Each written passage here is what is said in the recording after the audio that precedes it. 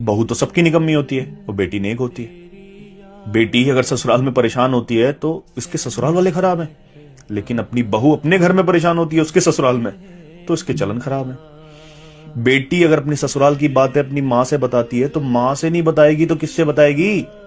लेकिन जब बहू अपनी माँ से बात कर ले तो आजकल की माएं घर तुलवा देती है। बेटी मैके आए तो स्वागत करो कि इसका घर है, जब चाहे जब आ सकती है। लेकिन अगर बहू अपने घर जाना चाहे तो अपना घर है, इसे संभालो। अब अपनी बेटी को परवाह करने वाला पति मिल जाए तो हीरे जैसा दामाद मिला है।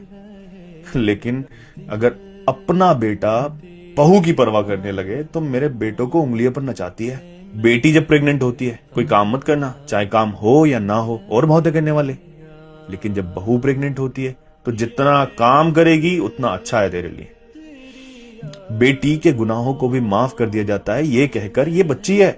और बहू की एक गलती को भी सारे जमाने को पता चलना चाहिए कि इसके माँ बाप ने सिखाया क्या है। बेटी घर की रहमत होती है और बहू बोझ।